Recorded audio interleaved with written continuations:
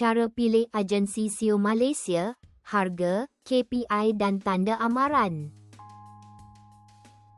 Panduan memilih agensi SEO Malaysia termasuk audit, skop kerja, harga, KPI, akses akaun, reporting, kontrak, jaminan ranking dan tanda amaran provider.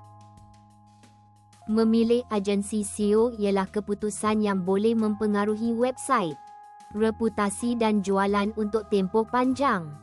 Provider yang baik membantu membina asas teknikal, kandungan dan visibility. Provider yang cuai pula boleh menghasilkan spam, merosakkan struktur atau mengejar keyword yang tidak membawa pelanggan. Nak tahu dengan lebih lanjut lagi? Baca lagi di zanzali.com.